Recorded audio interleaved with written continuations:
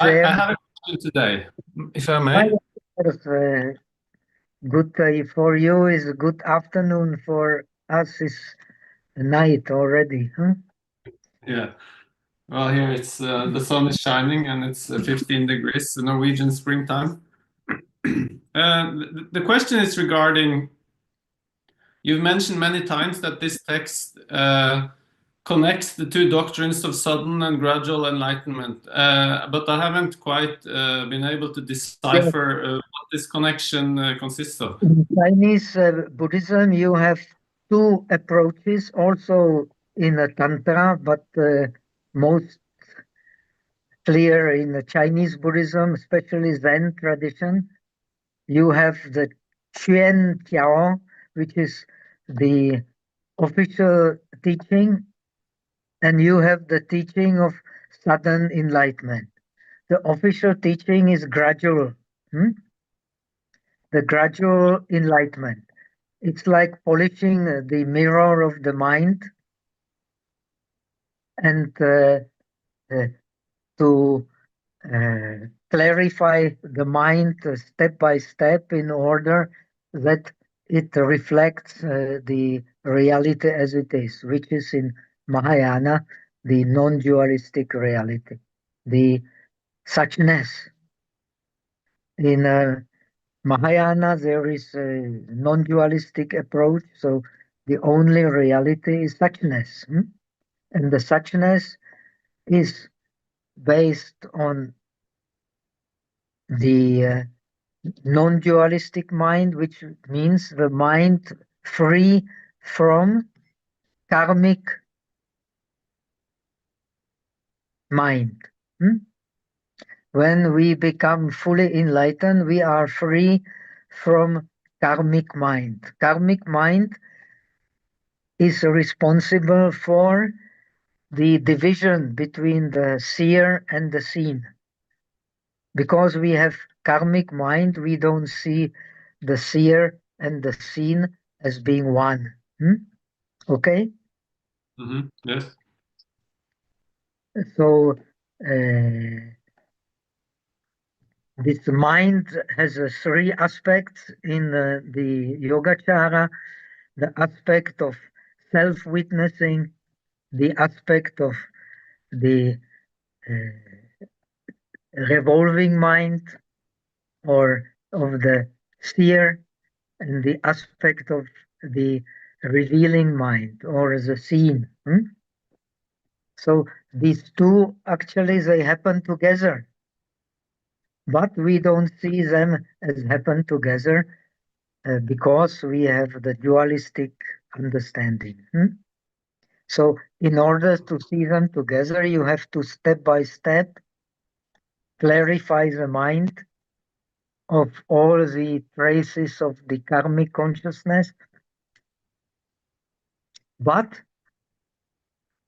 in the teaching of the Mahayana, which is based on the great wisdom, non-dualistic wisdom, the dualistic wisdom is called small wisdom. The non-dualistic wisdom is called great wisdom. You need a great wisdom to become enlightened. Even as a disciple or as a bodhisattva, you need the great wisdom, non-dualistic wisdom to be enlightened. That is a teaching of Mahayana. But enlightenment in Zen or also in Tantra, in some higher understanding of Tantra, the Anuttara Tantra, the mind is nirvana from the very beginning. It is the very nature of the mind is nirvana. It is not that it was not nirvana before and became nirvana after that.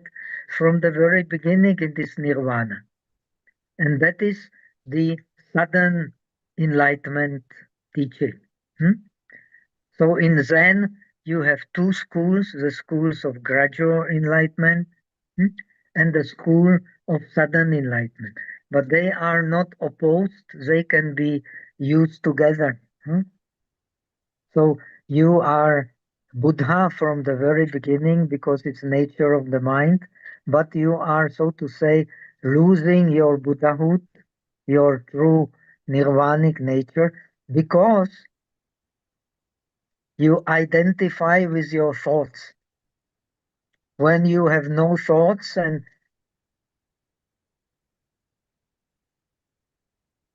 concentrate your mind on the state of non-thought, then you are not different from the Buddha, because a Buddha has no thought.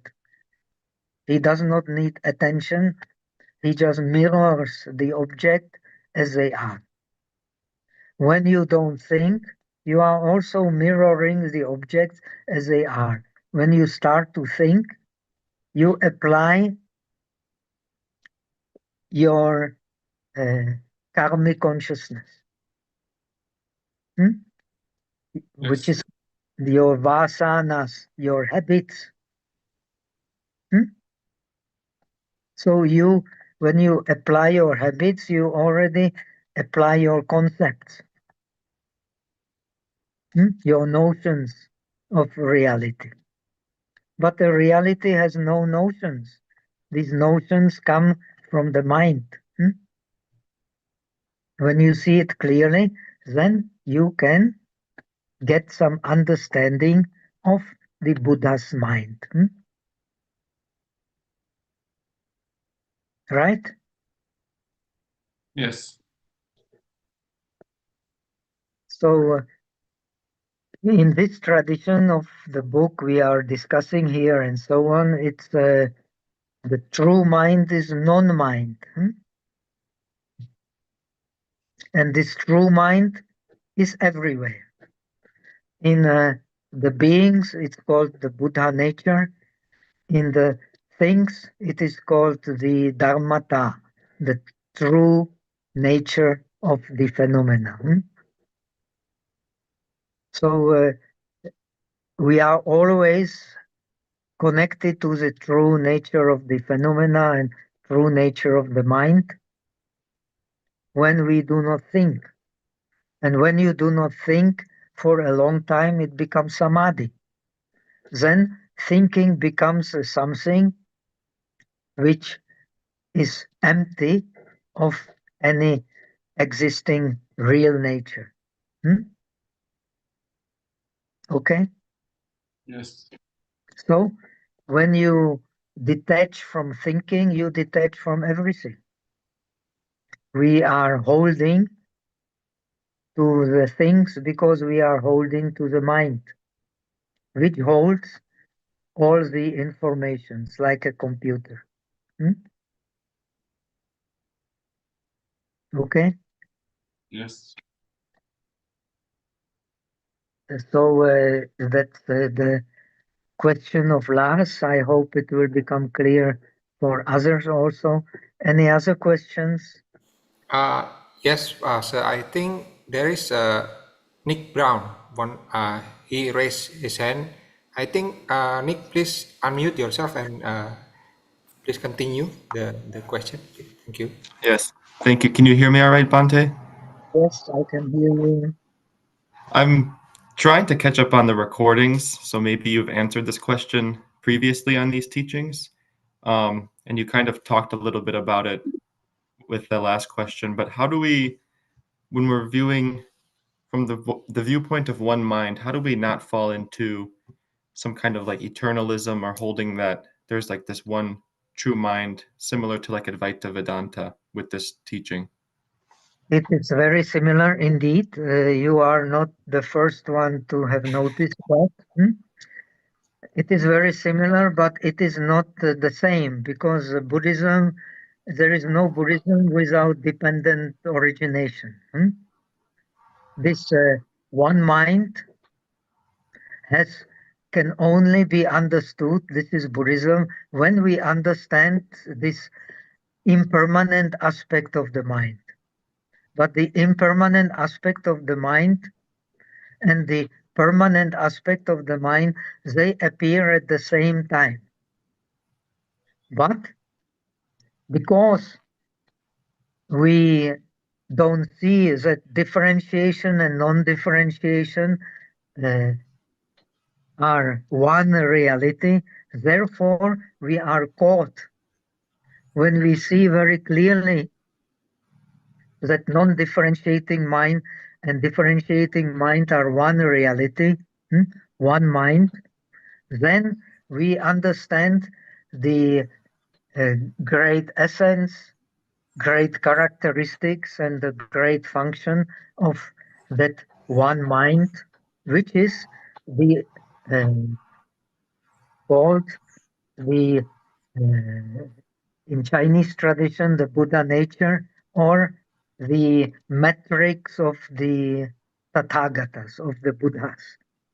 From this one mind, the Buddhas are born. That's why it is called the metric, the womb of the Buddhahood. Actually, between nirvana and samsara, there is difference only in the conventional reality, not in the highest reality.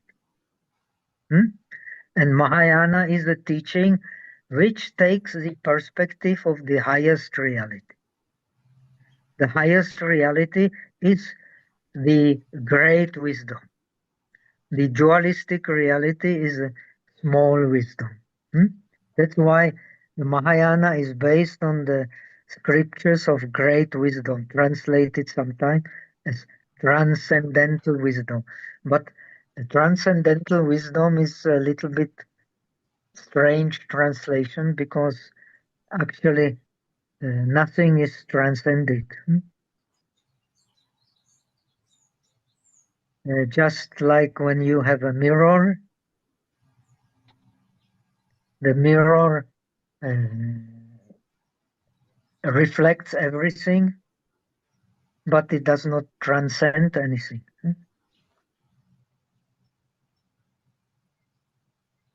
It just shows things as they are. And this great mirror, that is the wisdom of the mind. We have learned that in the previous lessons. The true enlightenment is enlightenment to the jnana kaya, the body of the wisdom. The body of the wisdom has no contradiction in any dharma whatsoever. No conflict. That's why the sutras of the great wisdom are to great extent taught by Subhuti, Shangxian in Chinese, who is the master of the non-conflicting samadhi. This also, the emptiness is non-conflicting samadhi. In emptiness, there is no conflict. The conflict comes because we hold to the differentiating mind, and differentiating mind we take for the ultimate wisdom. But differentiating mind is only skillful means for ultimate wisdom. It is not ultimate wisdom. This is very clear for students of Chinese philosophy. Taoism has the same ideas. And for Vedanta, this transcending reality is something which we can kind of, which is really there. But in Buddhism, independent origination, nothing is really there. Because everything arises only due to causes and conditions. What arises due to causes and condition is not really there. To be really there means to have own essence, own nature. Nothing has own nature, own essence. But Brahma is supposed to have own nature, own essence. Right? Okay. So, Thank you.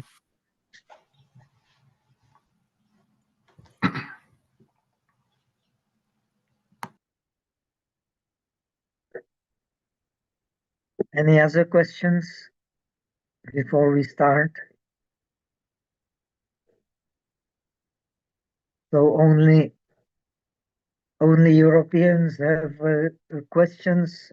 No Indonesians question. Agus is not there. So I do have a question. I have no question, Master. yes, I have no question, Master. Agus has no question. Yeah, No. I think there's Simon Yang who want to ask something. He's a new friend I have made not very just recently. I have Okay. not seen his face yet. Where is Yeah. Simon? Yeah. May I ask a question? Yes, please. Yes. So as Faster say that the suchness and also the non-duality mind is so important. So where is the compassion mind, the metta play a place? What's the purpose of using the metta, the compassion mind, the bodhisattva mind? What's the purpose for that? The Bodhisattva mind has no other purpose than to transcend the conflicts between self and others, between the enlightenment and the non-enlightenment, between the big and the small, between the good and the bad. Because to be a being means to have limitations. To be a Buddha means to have no limitations of. That's why Chinese character for Buddha is man no, being no. Because we understand non-dualistic teaching, we can understand great compassion. Dualistic teaching, the Arahat must have compassion, must have metta. If he does not have metta, he cannot become Arahat. But he has not great metta and great karuna, because he is relying on differentiating mind. According to Abhidharma, the pragya, the poje, means differentiating mind, differentiating in detail. In the Mahayana non-dualistic teaching, the poje means wu fen pie shi.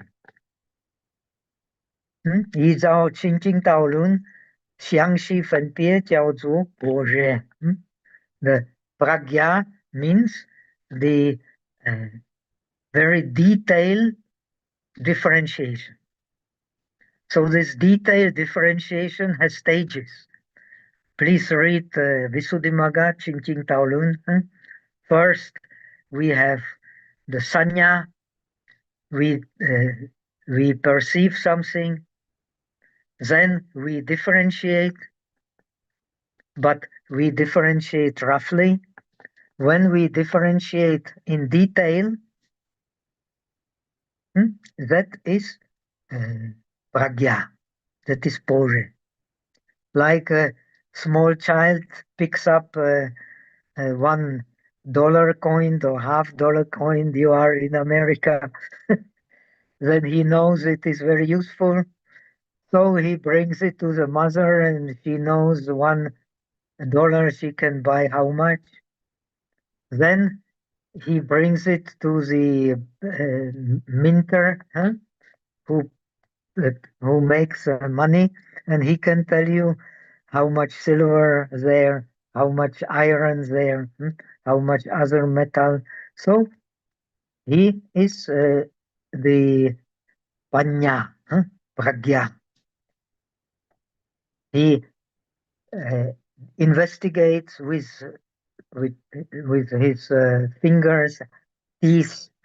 That is Shinsa, Vitarka Vichara, and he can determine on the base of Shinsa, Vitarka Vichara, how much this and how much that in one experience, what are the rupas, what are the sanyas, what are the vedanas, what are the samskaras, what are the consciousness which is based on them. He can determine very clearly. But this is a small wisdom. In order to get liberation, you need a great wisdom, which is non-differentiating wisdom. And this is the meaning of the great wisdom scriptures, Ta Pore Polomitin, which is the base of Mahayana, no matter, and also base for Tantrayana, same. Okay?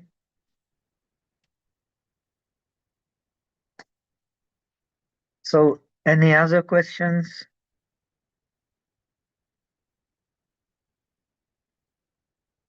So let us start so that we can slowly go to the actually last chapter. It is not really the last, but the fifth chapter is just the dedication. So the fourth chapter, I hope today we will get to the fourth chapter explaining the practice of the paramis. Without the practice of the paramis, no one can become the bodhisattva. And the difference between the teaching of the disciples and the teaching of the bodhisattvas is the teaching of the disciples also. In order to become arahat, you need paramis. If you don't have paramis, you cannot become arahat. But to become the bodhisattva Buddha, you need paramis based on this great wisdom, not on the differentiating wisdom. This is a difference. And because of the great wisdom, you have the great love and great compassion, because you don't want to carry the only yourself beyond suffering. You want to carry all beings. You don't want to abandon only your defilements. You want to abandon defilements of all beings. You want to learn all the dharmas for that purpose. And you want to attain the supreme Buddhahood, which is free from karmic consciousness, as we have learned before. We are all bound to karmic consciousness, but we have to become enlightened to see it. Normally, we are bound to karmic consciousness, but we don't see it because we are not enlightened. This is a difference. So we hold to our views, we hold to our concepts because we are not enlightened. So that's why we explained before, enlightenment has these three stages. First, based on the faith. Second, based on the dwelling on bodhicitta, based on realization, deeper understanding of the faith. And finally, realization of the face, direct realization. Then we become real bodhisattvas. But that realization of the face is much more difficult than realization of the sotapanna, of entering into the stream. And some scholars even believe it's much more difficult even than becoming an arahat. But there are different views, and this is what makes Buddhism so wonderful. You can have different views, but still, if you have wisdom, they can be reconciled, because every being is different world. And when we see it, we can develop wisdom. So the bodhisattva learns from defilements, but the disciples, they want to avoid defilements. And to learn for defilements, we have to have a kind of realization of the faith, because we don't see yet. To see non-dual reality is very, very difficult.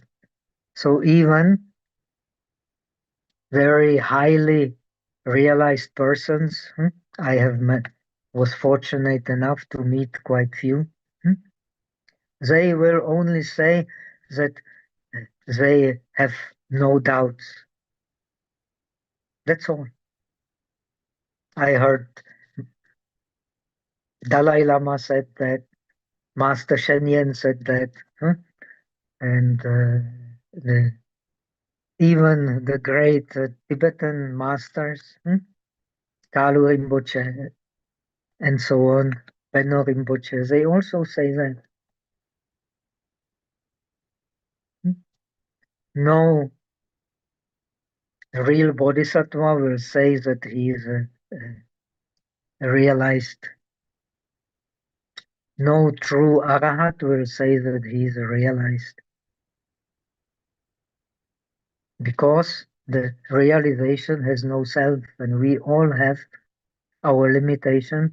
That self is first, we have to remove the differentiating wisdom, then we can remove completely even the rests of the self by non-differentiating wisdom. That is very difficult. We all have very strong rests of the differentiating wisdom, but to see it is already kind of enlightenment. When we see it clearly, we don't identify with it. Because we don't see it clearly, we identify with it. So I hope it will be clear. We have explained in the last lessons the 3 stages for realization of the faith. Even the first stage is not easy. The second stage, the first stage is based on the 10 practices of the faith, which actually include all the healthy or kusala dharmas, right mindfulness, right effort, right samadhi. All this is already contained, awareness, all this is contained already in the practice of the faith. When you learn the disciple scriptures, and when you learn with the teachers teaching the disciple scriptures, the agamas or nikayas, so you learn the abhidharmic terms. You learn what is the objects of wisdom, how to see them in the process of dependent origination, process of impermanence, of understanding the suffering of impermanence, and way out of it. This is a teaching of the disciples. So you have to have a clear vision and realization of the objects of wisdom, then you can practice through Vipassana. But for the Bodhisattva, you cannot see the object of wisdom, you cannot see the non-dualistic mind. This is not easy. You cannot see that the objects and the mind are not separated. You cannot see it. That's why, according to Abhidharma, Theravada Abhidharma, the objects have to be there in order that the mind arises. In Mahayana, no such principle is there.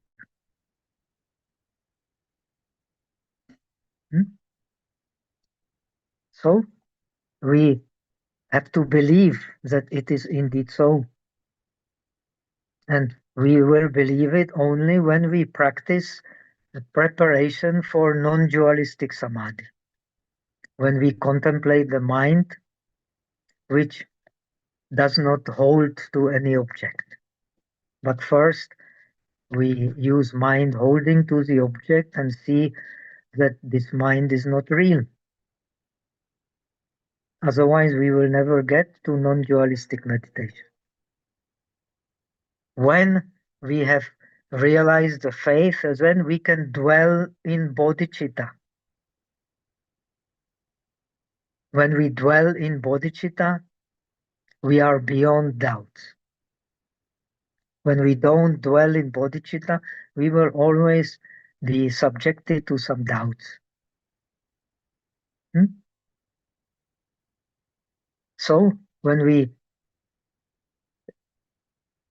kind of dwell beyond doubts, then we are not afraid of hell, not afraid of going to hell, because we learn from defilements. The defilements, they are not separated from wisdom. Now, when we have no realization of when we have no clear understanding of the faith, then we can still engage in doubts. Now, beyond doubts. So, we are becoming kind of real bodhisattvas because we see, as the text says, part of the Dharmakaya. When we see part of the Dharmakaya, we are not separated from Dharmakaya. So we dwell in bodhicitta. Bodhicitta is faith in Dharmakaya and realization of Dharmakaya. Now, when we dwell in bodhicitta, we can practice according to bodhicitta. All the virtues, all the paramis, as Diamond Sutra explains, all the paramis don't belong to individuals. There is no true arahat, there is no true bodhisattva. We can understand in theory, but to realize in practice, our habits of seeing truth in individuals and truth in things is so deep. But we only realize it when we become part of the suchness, non-dualistic reality, even a small part. This non-dualistic reality will have continuity. Otherwise, no continuity, so doubts. No continuity, doubts. Continuity, no doubt. many obstacles. Wonderful, we learn from obstacles. If we don't have obstacles, we will not learn. But this we can only realize when we have perfected our faith. Then, how wonderful the life becomes. Everything becomes object of learning. So all the virtues, while we learn by practicing virtues, don't belong to us, don't belong to me, don't belong to him, don't belong to male, don't belong to female. They belong to the true reality, which is non-dualistic. According to the masters of Mahayana, no matter whether Nagarjuna or Maitreya, Asanga, the true virtues don't belong to any individual. If we see them connected to individual, the absorption of virtues will be slow. If we see them as belonging to the highest reality, the absorption of virtues will be fast. That's what the masters of Mahayana say. Then, when we practice virtues based on bodhicitta, based on understanding of suchness, then we can do real huixiang, real transference of merit. Nothing belongs to us. When nothing belongs to us, we can directly realize the third stage of realization of the faith, the direct realization. So we become real bodhisattva. Real bodhisattva is called Bhumi Bodhisattva, Tibosa. When we become Tibosa, we always have the joy of non-dualistic mind, never separated from the joy of non-dualistic mind. That's why this first stage of bodhisattva, which is a true realization, is called the rejoicing. Rejoicing at the non-dualistic dharma. This rejoicing we can have before, but here it becomes continuous. So our senses will become more and more subtle, more and more pliable, more and more appeased. So the true bodhisattva is shining inside, outside, because he is connected with the true, as we have learned in our scripture, with the true body of wisdom. This true body of wisdom has no obstacles. No obstacles in rupa, in forms, no obstacles in mind. And when obstacles arise, it will practice the paramis based on non-dualistic understanding. But still, it is a long way to perfect enlightenment because, as we have learned, such a realized bodhisattva still has the karmic consciousness. Because he has still karmic consciousness, he is connected with the slight samsaric suffering, but very slight.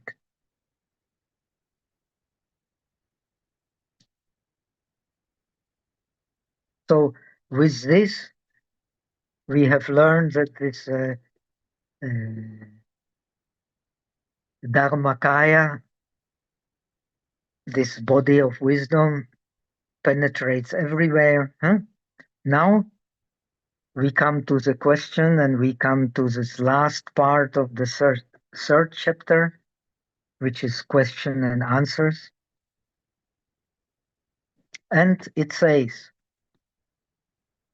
the space is illimitable because space is illimitable. Space is according to Abhidharma definition, the boundary of the form is space. Because the space is illimitable, so the worlds are illimitable. Because the worlds is what has form, and what has form must be surrounded by emptiness. This is science knows it already. And because the space is illimitable, worlds are also illimitable. Because the worlds are illimitable, the meaning of the worlds is in mind. Today science starts to understand this. Without the mind, nothing has meaning. The worlds have meaning because of the mind, and the mind belongs to beings. So because worlds are illimitable, the beings are also illimitable. Because the beings, we can imagine beings without worlds, and worlds without space.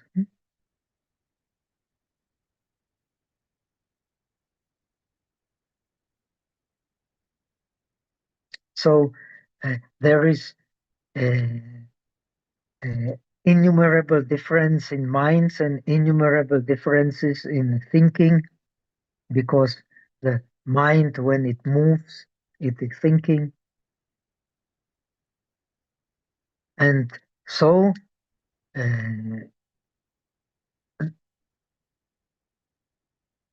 this kind of gochara, gochara means the pasture. The mind, in order to differentiate, needs a pasture. Like a cow without a pasture cannot live. So the mind cannot live without objects. Due to objects, the mind has a food. There are 4 kinds of food in Buddhism. The Kabbalika, Ahara, what we take inside, the rice, water, and so on. Then we need Vedana, we need to receive. Vedana means receiving the object. Sensation. Without sensation, the mind cannot live. And when we have sensation, we have the will. Due to will, we then differentiate. And these are the 4 food which makes the samsaric mind, the mind based on causes and conditions, makes it alive. Just like a cow is kept alive by pasture. So these differentiations, they are endless.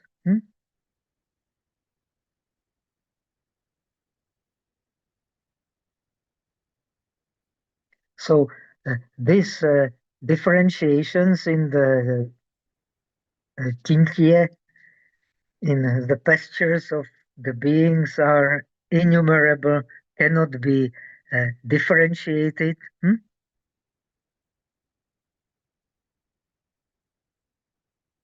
So when the ignorance is abundant, and there is no perception, So how can we, one can talk about obtaining omniscience in all aspects? That is the omniscience of the Buddha in all aspects. According to Buddhism, when we become arahats, we are omniscient, but when we become the supreme Buddhas, we are omniscient in all aspects. That means we become the Dharmakaya, the body of the Dharma. We understand the Dharma in all aspects. So we understand the wisdom of things as they are. Zhu Suo Yo, Jin, and we understand Jin Suo Yo, Jin Jie. We understand the inexhaustible differences in the objects. So on one hand, we understand Ru, we understand their suchness, and we understand their differentiations. This is omniscience. So yo Ru Soyo understanding and Kin Soyo understanding. Inexhaustible. How is it possible? Our mind is limited when it starts differentiating. It is very limited, and the differentiations of beings are illimitable. So how they can become the object of omniscience? What is happening? So when the mind has perception, when the mind has sensation, so it needs thinking. And when thinking disappears, there is no perception, there is no sensation. So how can such a mind without perception, without sensations, how can it understand reality in all aspects? So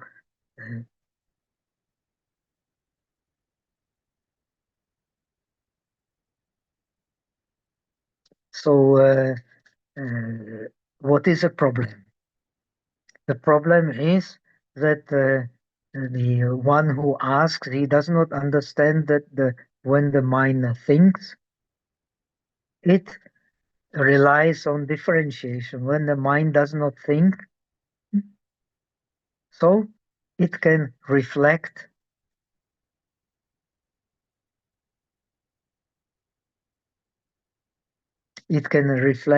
everything in terms of Zhu and in terms of Qin. And this is a situation of the Buddha. His alaya has transformed into the wisdom, illimitable wisdom mirror.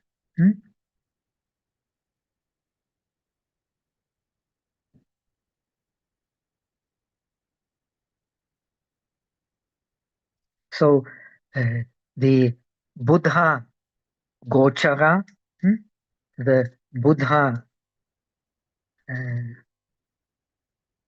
understanding of the object disappears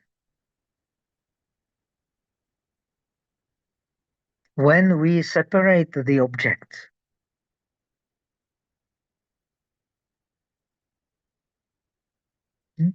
But when we don't separate the objects, then the Buddha Gochara appears. So the object of the omniscience in all aspect is precisely the one mind, the Gochara of the one mind, the object of the one mind cannot be understood by thinking, cannot be understood by names. So, according to the teaching of Yogacara, and this scripture belongs to Yogacara, to only mind. Only the Buddha, even the Cheng Wei Shalun explains, Yichie Shatilun explains, only the Buddha can understand mind only. Even when we become enlightened, our understanding of mind only is very, very limited. When we get the higher bhumis of bodhisattva, especially when we get to the eighth bhumi called the Putung Ti, when the mind does not stop moving, then we really near the omniscience in all aspects, because we can not be gathered by the objects, but we gather the objects. As Len Yanqing explains, we are masters of the object, not mastered by the object. This is a real high achievement.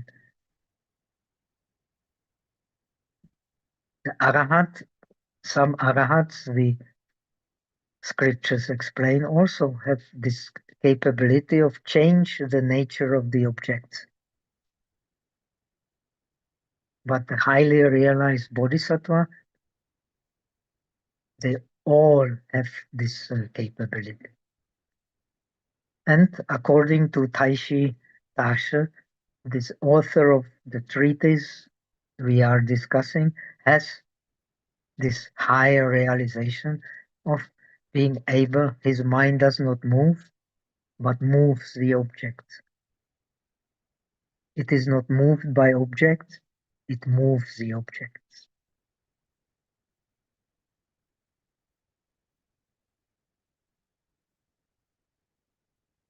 So this one mind realization is connected with the pure wisdom and with, we have learned, with Pukkha Jinjie.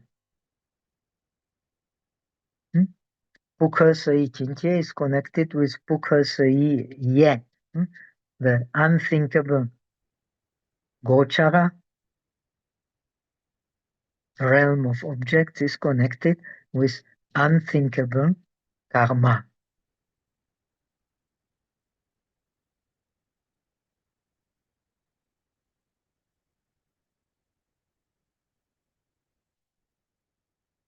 So the answer to this, Yichie Jinjie Penlai Ishin, all Gocharas, all the realm of objects is actually nothing but one mind. But we can only know this when we leave thinking. When we don't leave thinking, we cannot know it. So when we leave thinking consciously with awareness, the realization is development of awareness. When we leave thinking with awareness, we can become conscious that all realms are one mind, nothing else.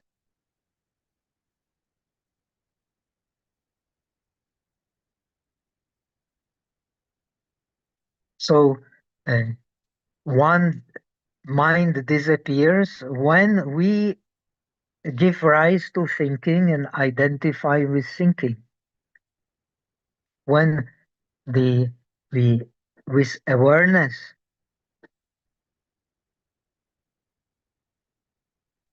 aware of the mind which does not think, then at that time we are connected to Dharmakaya, to the body of the Dharma. When we think, then this, unless we have some realization of the face, then we will be separated from the Dharmakaya. So the mind of the Buddha has no xiang, no nimitta, no sign, no picture to hold to. According to some the Abhidharma scriptures, when we become arahat, we also don't dream. The Buddha also, a higher realized bodhisattva, does not dream. He creates pictures, but he is not controlled by pictures created. He creates consciously pictures.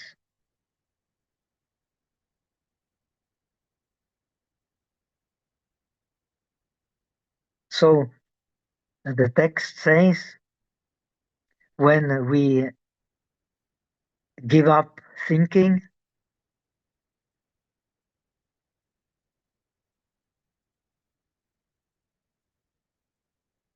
we give up also holding to the gochara, to the food through which the mind lives. So we, when we think, then we divide. Thinking is dividing.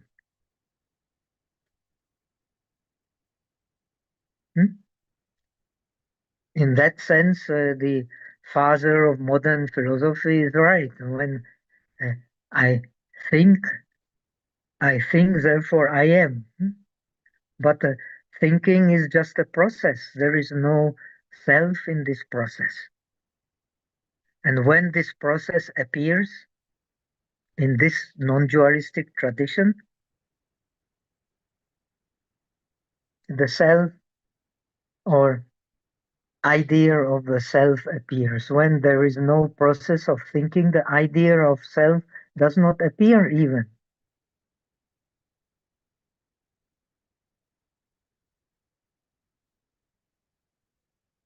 When there is a process, something is happening, but when there is no thought, then what is happening? You have to find out by yourself. Nobody can tell you.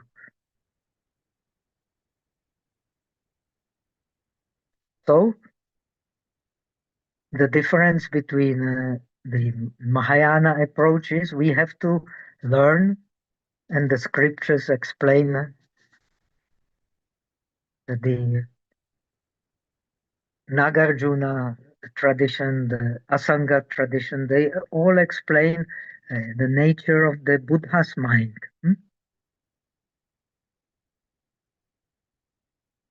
The nature of the Buddha's mind is non-dualistic.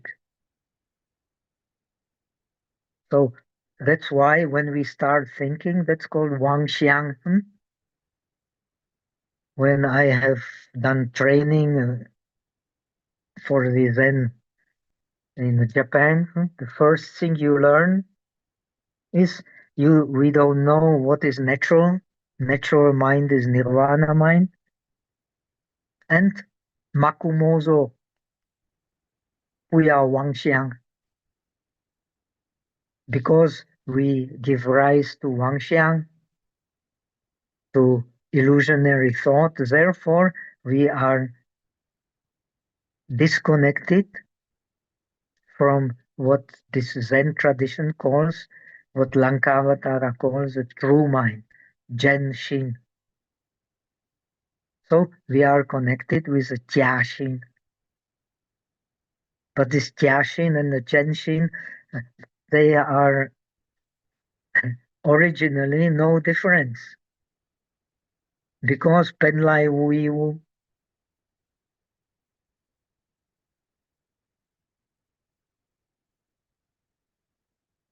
and this is very difficult to realize.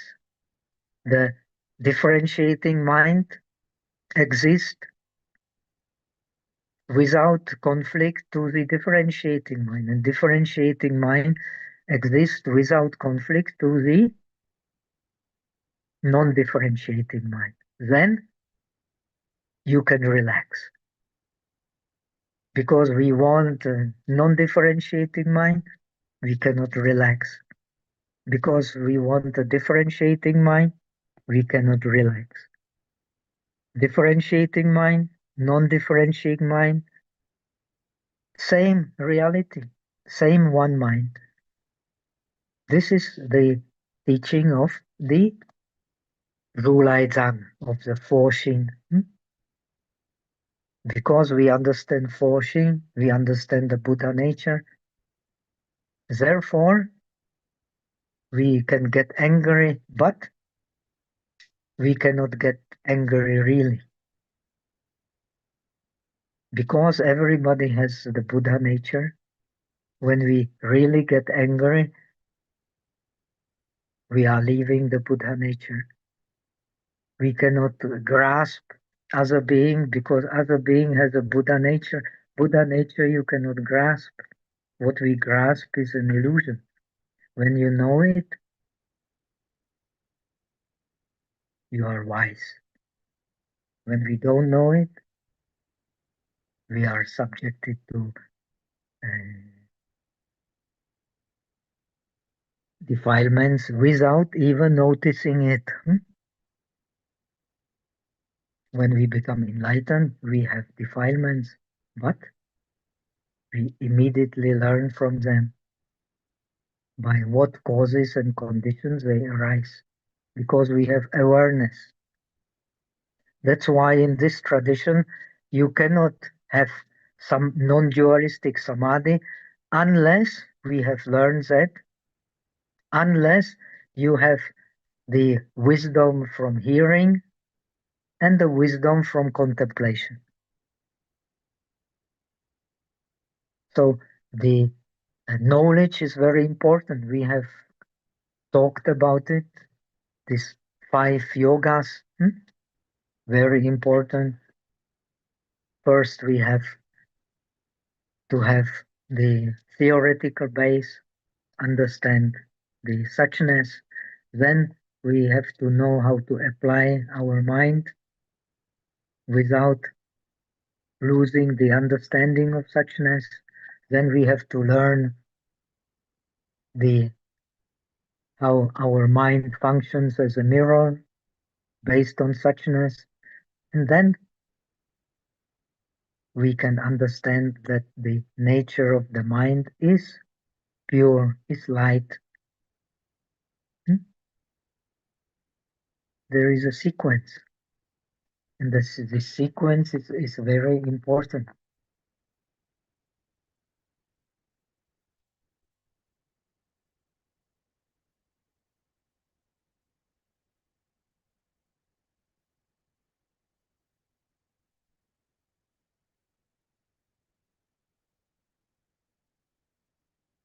So because we are indulging in Wangxiang, in illusionary thinking, and take it to be something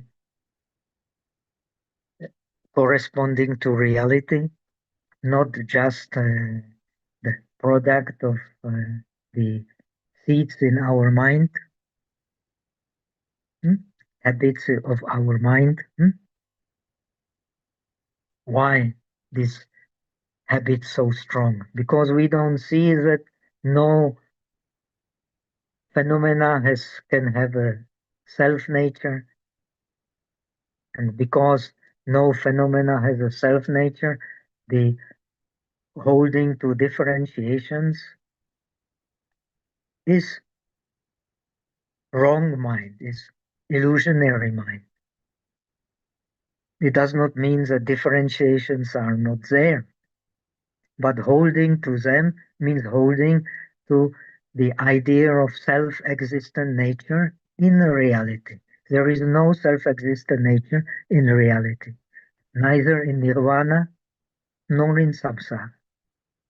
That understanding allows us to see this one mind as having the tati, Ta Xiang, Ta Yung, the great essence, great characteristics, and great functions.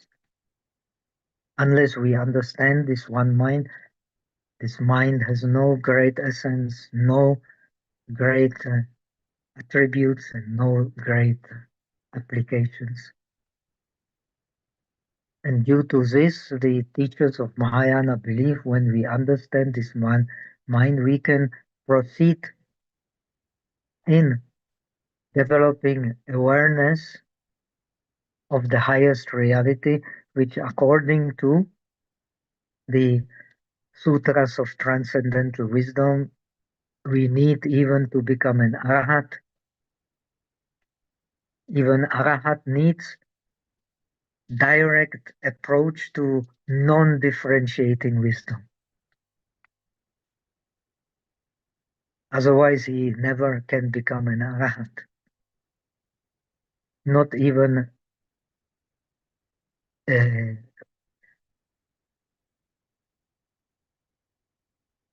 anagami or higher stages of enlightenment. Even a sotapanna. To be sotapanna means to have access to that which is beyond clinging to differentiations, beyond clinging to concepts. If we don't have access to that which is beyond concepts, we don't enter the stream of Dharma, even as disciples, not to speak about the bodhisattvas.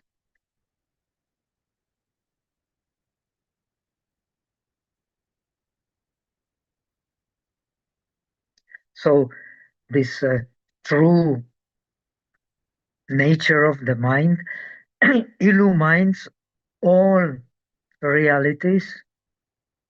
In what sense illumines all realities? That all holdings to differentiations, all holding to the worldly mind, which is mind of differentiations, is illusionary. It does not mean that a realized person does not hold, but he knows immediately, due to his awareness based on correct hearing, correct contemplation, that this holding is illusionary. So he gets a lot of freedom. Otherwise, the mind always connected to Daustuliam, Zhuzhong. The mind which does not hold has King An, the opposite of Zhuzhong, the opposite of grossness. The mind which does not hold has subtlety. We realize that mind of subtlety when we practice the dhyanas. The dhyanas we hold to the object, but this holding to the object is balanced by the samskara upeksha. We are not grasping and we are not rejecting. In dhyana, we are not grasping and we are not rejecting. That's why we can have joy and happiness. And in training in jhana, the highest happiness is the happiness of equanimity. Sure, love. Nobody can explain happiness of equanimity unless one is realizes. Now, when we realize the bodhisattva stage, we have natural happiness of equanimity. Otherwise, we only have it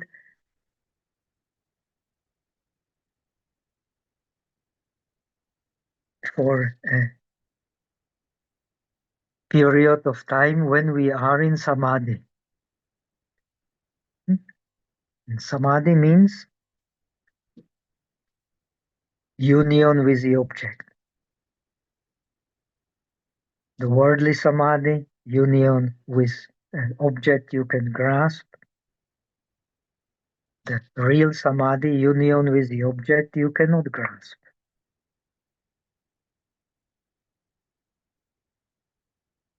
That, only that samadhi can go beyond the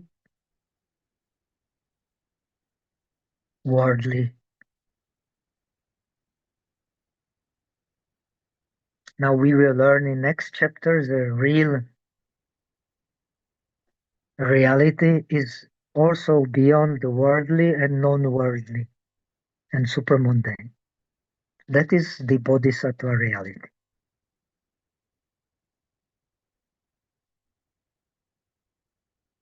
So let us at least finish this third chapter today. There is another question.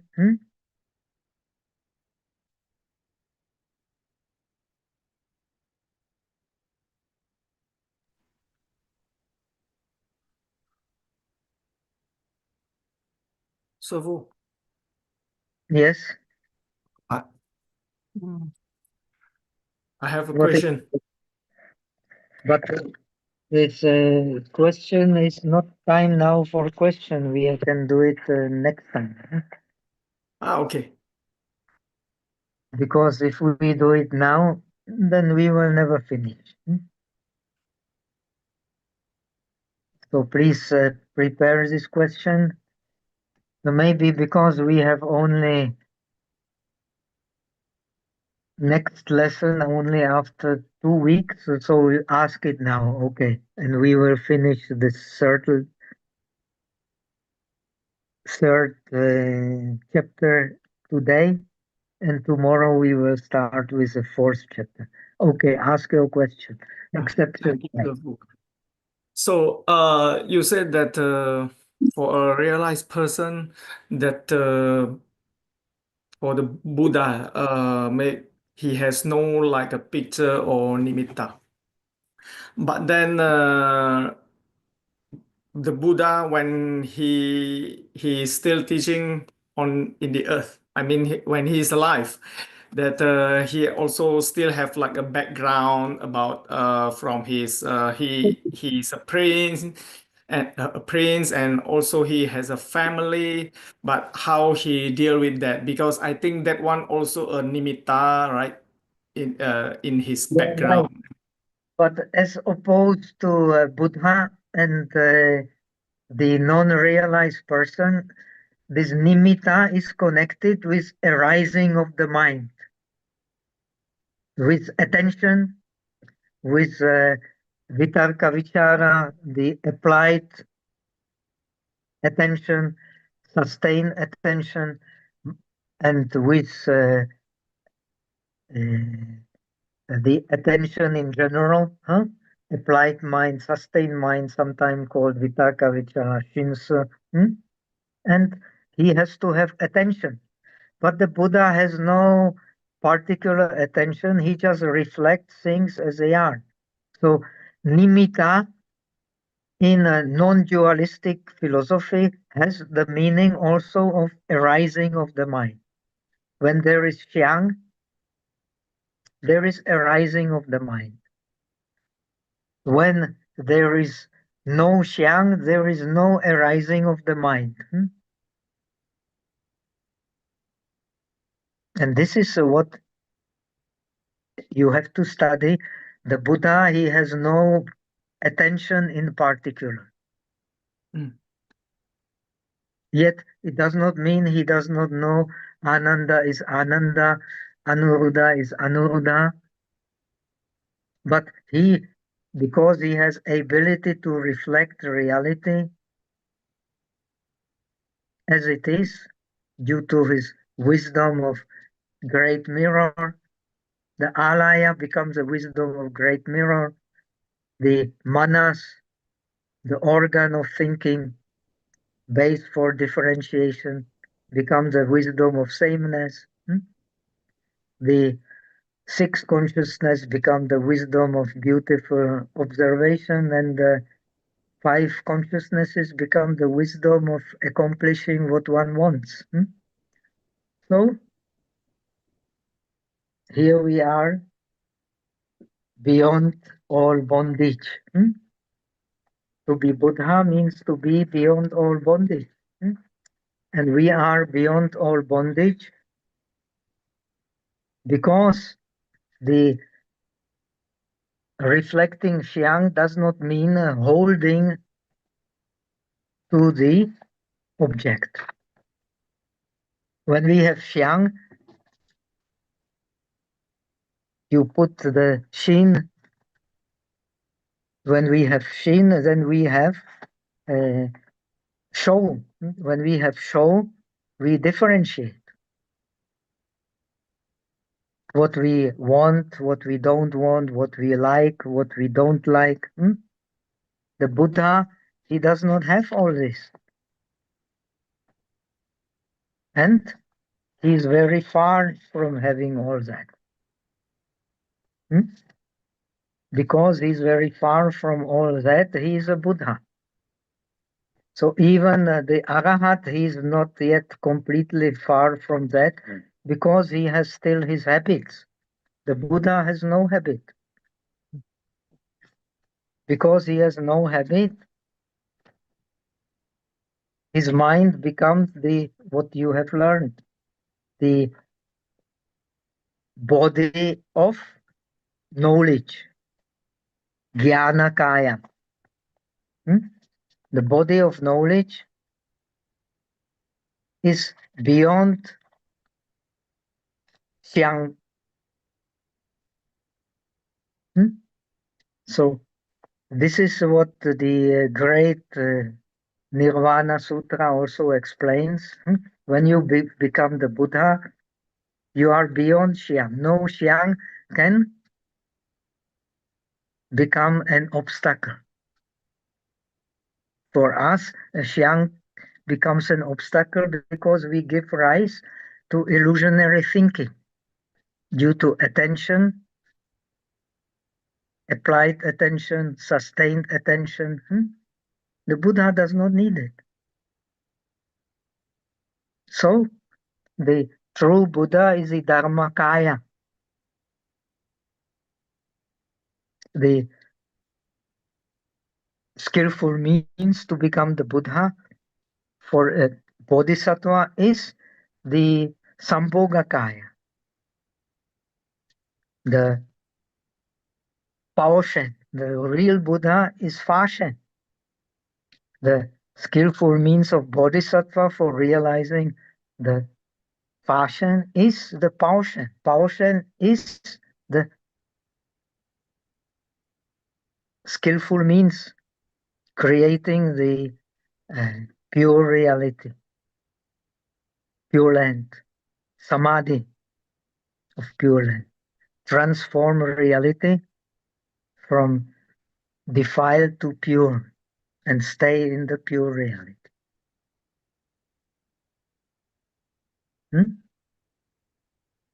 This is the skillful means of the bodhisattvas. So, as the Lotus Sutra explains, they don't believe in this highest realization. They are satisfied with the realization based on differentiation.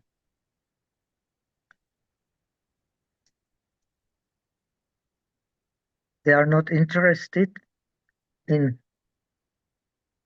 this highest reality,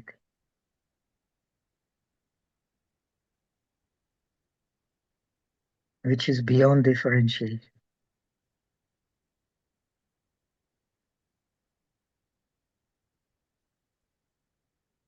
Because they rely on the differentiating mind, not on the non-differentiating mind. But to become an arahat, you still need a non-differentiating mind. No, without non-differentiating mind, you cannot become an arahant. You cannot even become a sotapanna. Impossible. What is the difference between you and the sotapanna? You should know very clearly. When you become a sotapanna, you will not. This world is like a dream. Because you have seen something which is beyond impermanence.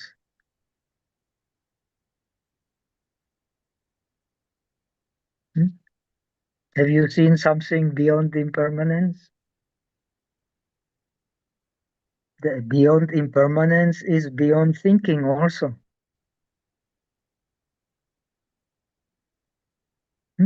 With thinking,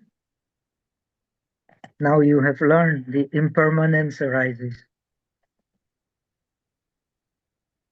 And the body of knowledge is beyond the differentiation of thinking and non-thinking.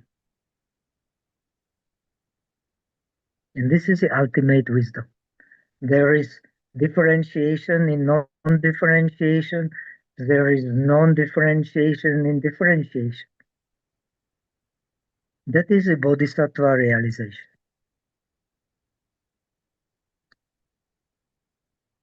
Shravaka realization, differentiation and non-differentiation, they are not one reality.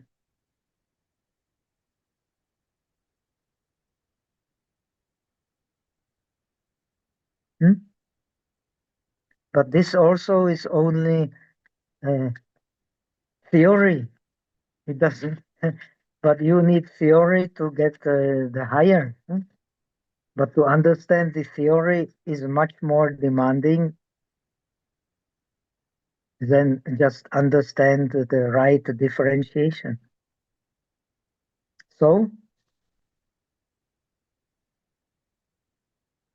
this in this tradition of Yogacara, understanding the mind, the theory and contemplation of theory is very, very important. In a Zen tradition, you don't need all this background, which is Zen tradition is based on Tiantai philosophy. You don't need to study all Tiantai philosophy, which can be very, very complicated, many differentiations. But you need a teacher who will be able to point to you directly the illusionary mind.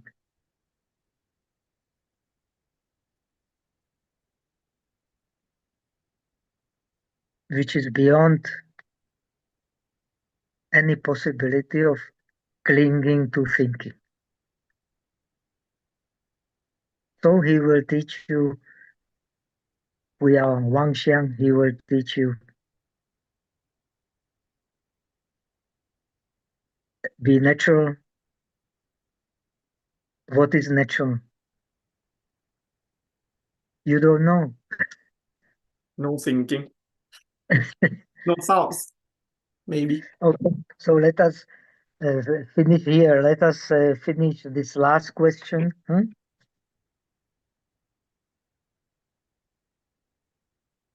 If 入诸佛有自然言，能显一切处利益众生之。If the Buddhas, they have natural, here it comes, they have the natural karma, which can reveal the how to benefit all beings. So then we, ignorant beings, we should see, we should actually see them because they are all penetrating everywhere.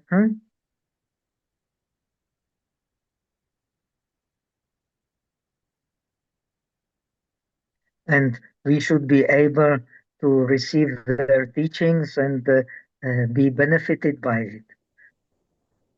But Many of us, they don't see their wisdom body.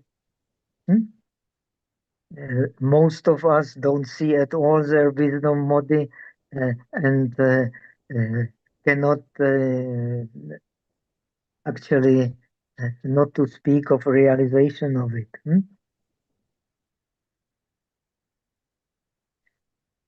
So it says very clearly that the Dharmakaya of Buddha is characterized by sameness, and that's why it can penetrate everywhere without attention.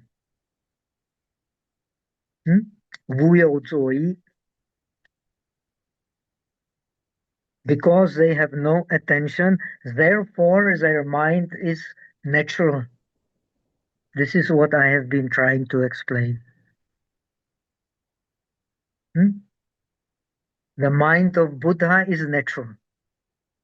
When you become enlightened,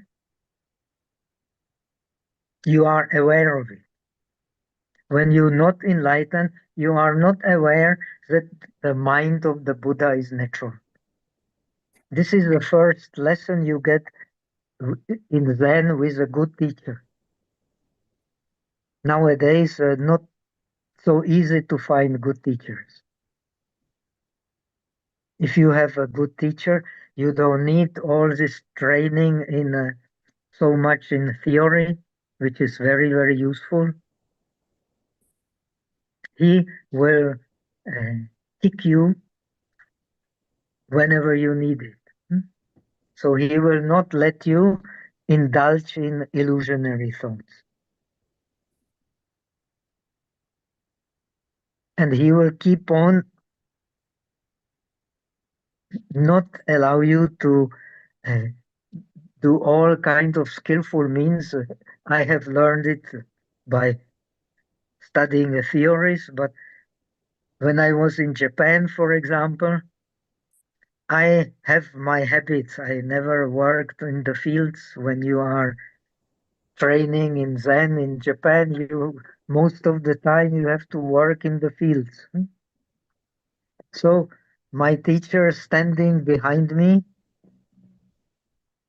for a long time, and he put me in group with the farmer who can work 20 times faster than me. I never do the digging of the daikon and of the radish and or carrots, and so I never do that.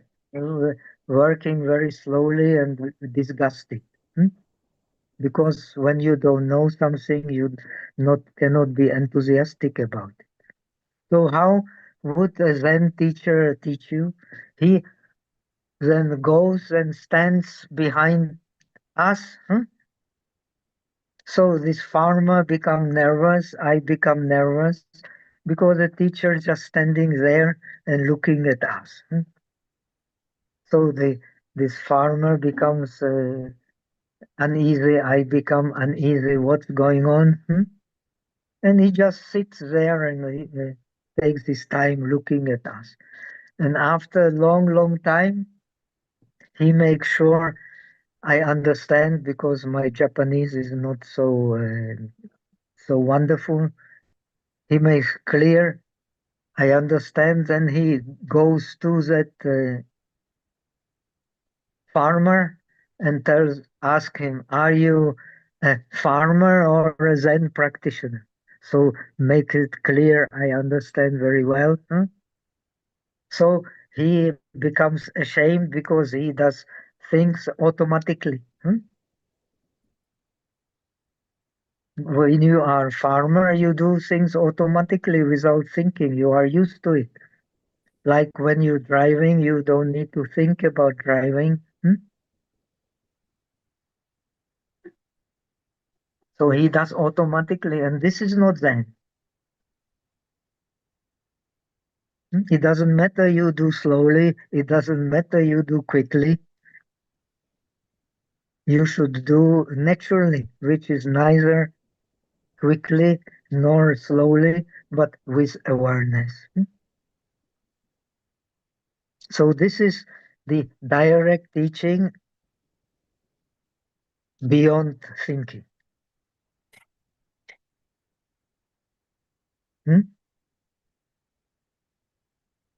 Neither too quickly nor too slowly, neither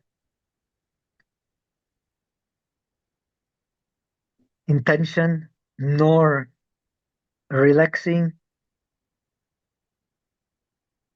Very difficult to be natural.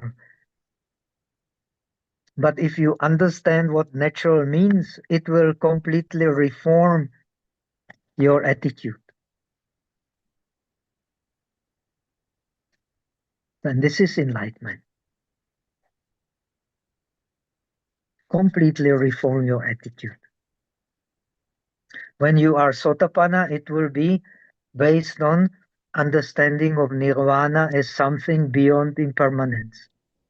But when you are training in Bodhisattva way,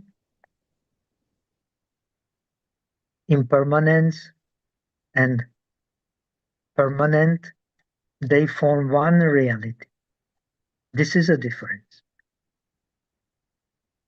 And that one reality is natural.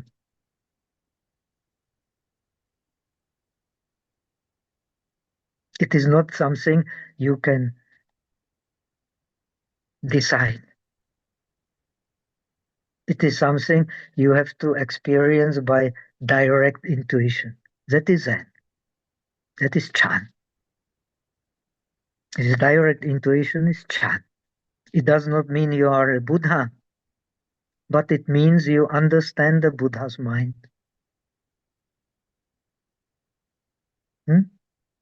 So with this, we are finishing this third chapter, and we come to the fourth chapter, which explains the how to actually realize the faith.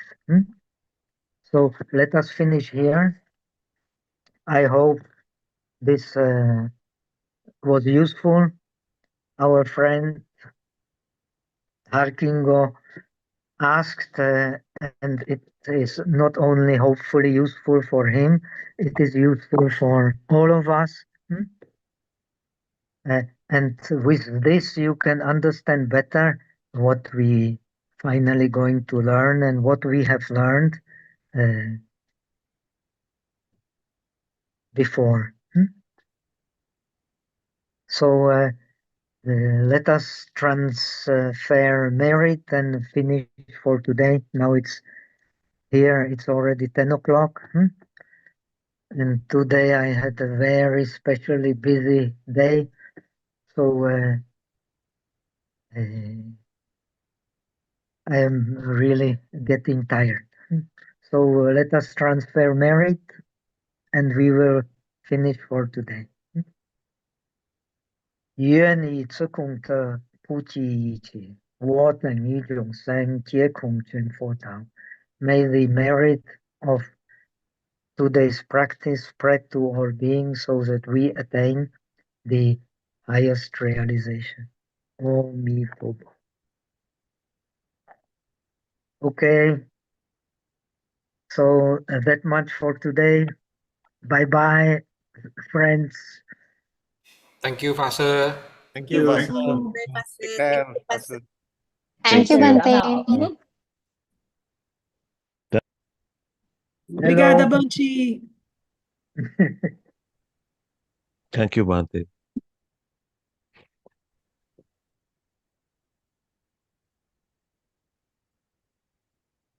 My video with problem. Sorry.